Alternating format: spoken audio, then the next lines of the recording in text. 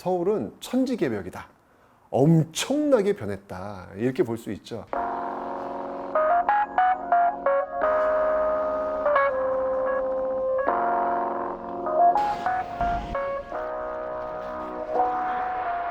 서울하면 일단 전 사람이 제일 먼저 떠올라요. 아무래도 제가 역사를 하다 보니까 이 서울의 원형, 출발점을 만들어 놓은 사람은 과연 누구일까?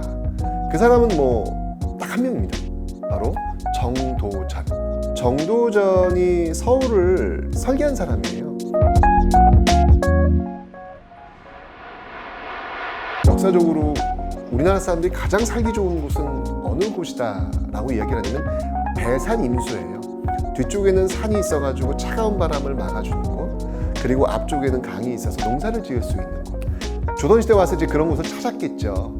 그곳이 바로 이 한양이었던 것이죠. 이 한양이 바로 서울의 원형이라고 볼 수 있는데, 한양이라고 하는 곳을 정도전 건축가, 그가 이제 점을 딱 찍으면 그 점이 건물이 되는 것이고, 그가 선을 쭉 그으면 그 선이 도로가 되는 것이고, 지금까지 남아있는 것들을 예를 들어 본다면 종로대로. 정도전이 줄을 쭉 그은 곳이 지금의 종로거리거든요. 점을 찍은 곳이 거기에 이제 사대문이 나온 곳이고요. 지금도 우리가 여전히 사용하고 있는 그런 곳이거든요. 그 정도전은 명확했습니다. 서울은 어떤 곳이어야 되는가, 한양은 어떤 곳이어야 되는가. 바로 유교의 원리가 작동되는 그런 곳이어야 된다라는 어떤 철학적 이념을 도시에 색깔을 입힌 것이죠. 그래서 사대문의 이름에 유교에서 가장 중시 여기는 인, 의, 예, 지, 그리고 가운데 도신각 할 때 그 신을 다 집어넣었던 이유는 뭐냐면 유교라고 하는 어떤 철학이 스며들어갈 수 있는 그런 도시를 출발시키겠다, 그런 생각에서부터 이 한양의 역사가 시작된 것입니다.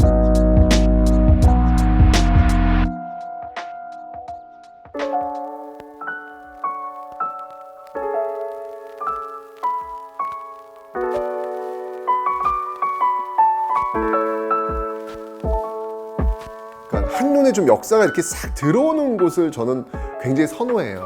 인왕산길. 인왕산길을 올라가면 조선의 모습이 보이는 거예요. 경복궁을 중심으로 해가지고 어떻게 이 조선이라는 모습들이 만들어졌겠구나 라는 게 물론 지금은 많이 변화했지만 자연이라고 하는 것은 그렇게 쉽게 변화하지 않거든요. 당시 한양이라고 하는 곳을 선택했을 때 좌청룡, 우백호, 남주작, 북현무 라고 하는 어떤 사방위신을 들어가면서 이 산들을 이렇게 선정을 했거든요. 뒤에 이제 북악산이 있고, 인왕산이 있고, 낙산이 있고, 남산이 있고, 이런 어떤 그 모습들이 한눈에 보이면서 마치 제가 타임슬립이 되어가지고 조선의 역사로 쑥 들어가 버리는 그런 어떤 놀라운 경험을 하게 되는데, 특히 그 인왕산길 이렇게 올라갈 때 뒤쪽으로 보이는 이 서울 도심 전경의 모습은 너무너무 좋죠.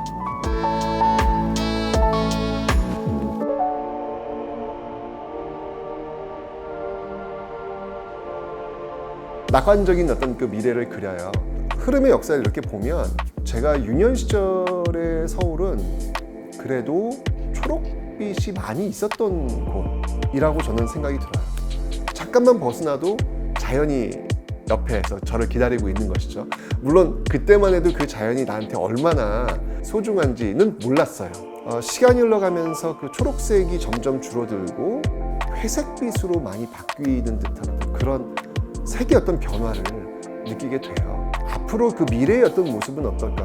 제가 이렇게 쭉 역사적으로 봤을 때 한양이라고 하는 도시를 맨 처음에 점지할 때도 과연 이 자연과 그 자연 속에 사는 사람이 행복할 수 있겠는가를 가장 먼저 고민하고 이걸 만들었다는 이야기죠. 그런데 이 도시화가 이루어지는 어떤 그런 과정 속에서 우리가 그런 것들을 잃어버렸어요.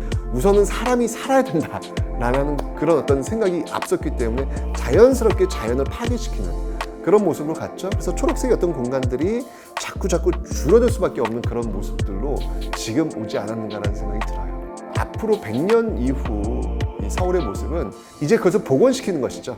다시 우리가 어떤 개발 시대 속에서 어쩔 수 없이 우리가 가졌던 어떤 이 모습들을 이제는 좀 여유를 갖고 다시 자연과 사람의 어떤 그 조화라고 하는 그 조상님들부터 내려왔던 우리 도시 건축의 어떤 철학 이런 것들을 좀 복원시킨 어떤 그런 모습으로 가야 되지 않을까.